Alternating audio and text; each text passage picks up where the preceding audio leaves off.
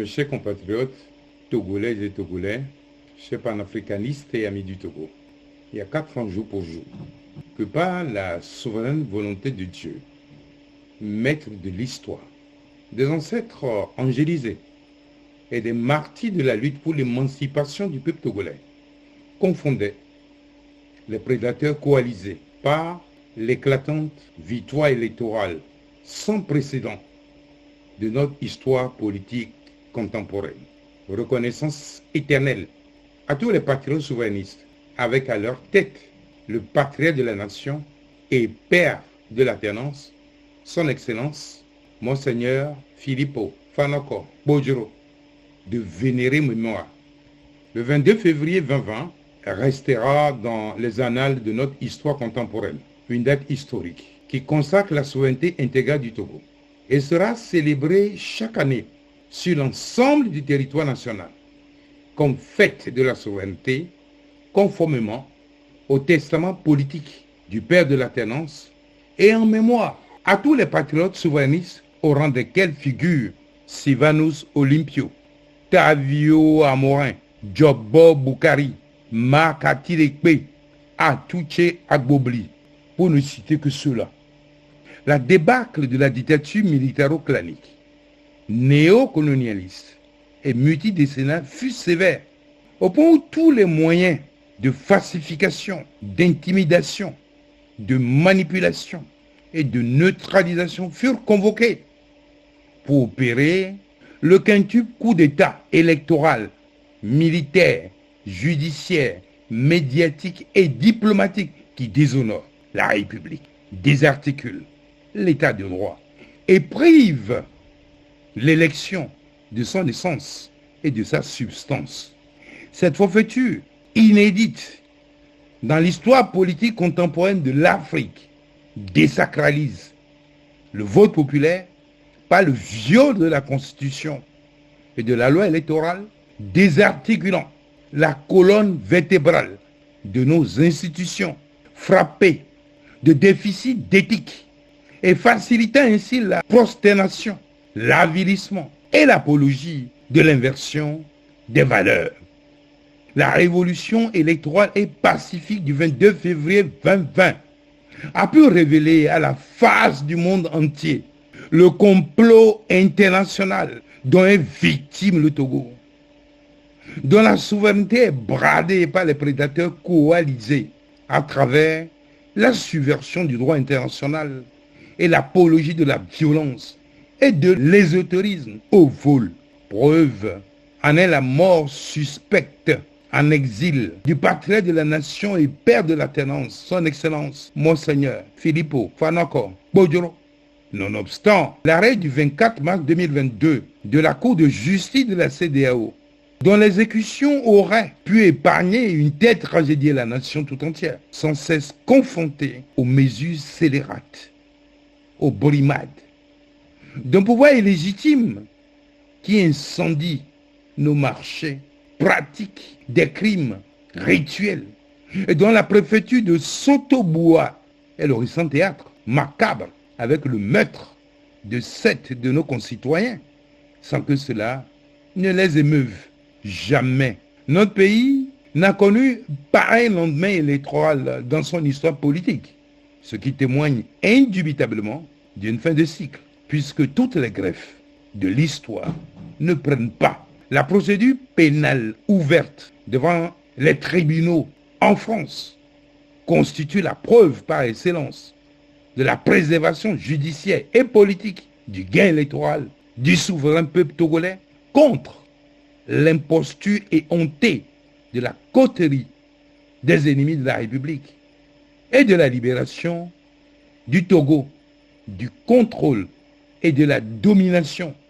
des réseaux mafieux, multiformes et maléfiques. Les lettres de félicitations des corps intermédiaires saluant l'éclatante victoire du peuple togolais à l'aveu de Faure Gnassingbé via son ministre de Transport, M. Atiaredi, sans oublier les fausses lettres de félicitations fabriquées et diffusées sur les ondes de radio France Internationale, indépendamment de nombreuses violations de la loi électorale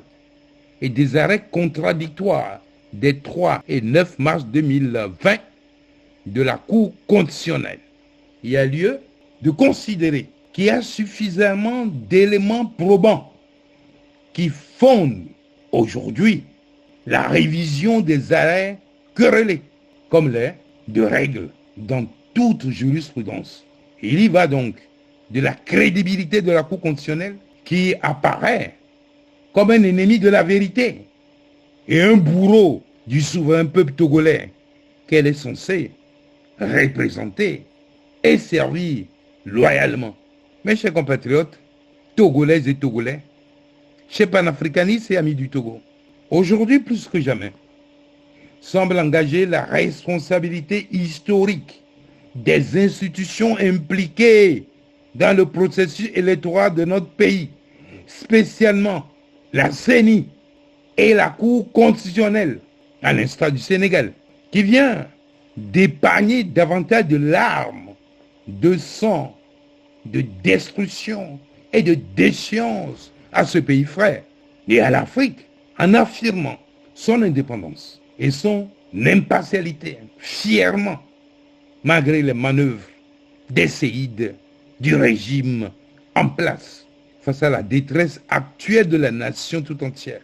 Comment ne pas faire mémoire du revirement des leaders de l'opposition qui ont fait une échelle courte à la dictature militaro-clanique, néocolonialiste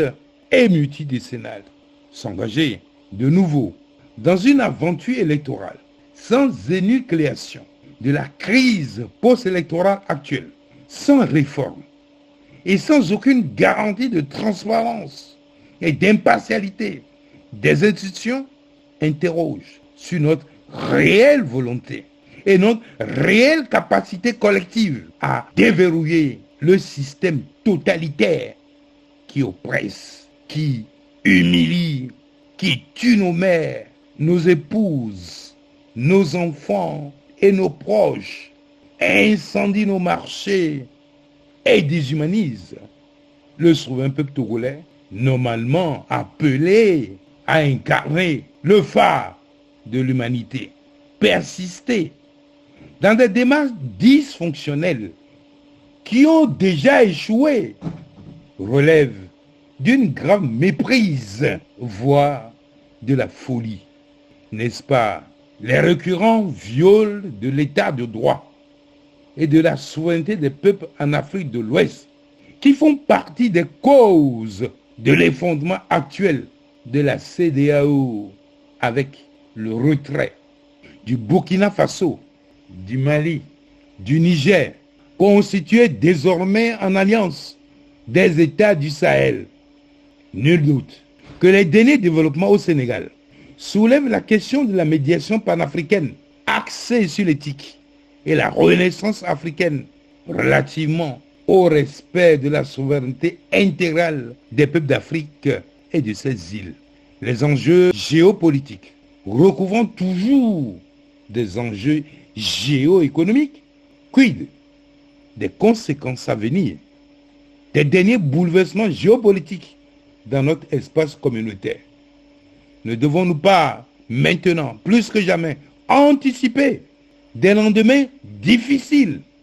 avec une éventuelle dévaluation du franc CFA si les États de l'AES émettaient une monnaie plus forte que le franc CFA au regard des réserves d'or et de ressources énergétiques dont ils disposent, au regard des mutations profondes auxquelles est confrontée notre sous-région particulièrement et l'Afrique et le monde en général, l'heure n'est plus à la récréation. Et nous devons tous nous ressaisir et agir avec une intelligence collective supérieure, mais par une conscience éclairée et élevée de l'intérêt supérieur de nos populations, de l'Afrique et de ses îles. Mes chers compatriotes, togolaises et togolais, chers panafricanistes et amis du Togo, à l'heure de l'ère du Verseau et tournant particulier de notre histoire nationale, de même que celle de l'Afrique et de la planète tout entière. Seule une dynamique unitaire de toutes les forces souverainistes peut ouvrir le chemin de la libération nationale du Togo et au-delà de la renaissance africaine. C'est pourquoi je réitère mon vibrant appel du 5 février 2024 à toutes les filles et à tous les fils du Togo tout entier à mutualiser leur énergie pour sortir le Togo du joug, du contrôle et de la domination des forces de ténèbres. Autant, il est venu au Togo le temps des bâtisseurs de ponts et du ralliement de tous les patriotes souverainistes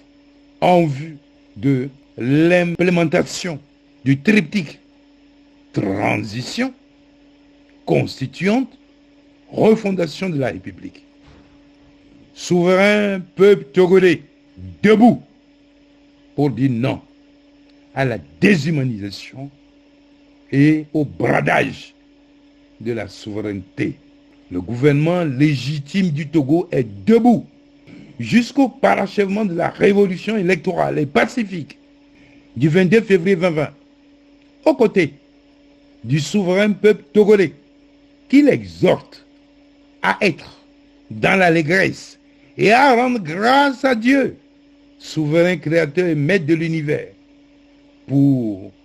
sa merveilleuse délivrance. Levez-vous, bâtisseurs des ponts de tous horizons, pour briller avec éclat sur la terre de nos aïeux, et œuvrez résolument à la refondation éthique du Togo, afin d'en faire l'or et phare de l'humanité. Vive la souveraineté intégrale du Togo, que rien, je dis bien rien, ne peut entraver. Vive la République, vive la renaissance africaine et la souveraineté de tous les peuples sur terre. Que Dieu bénisse le Togo et chacun de ses enfants.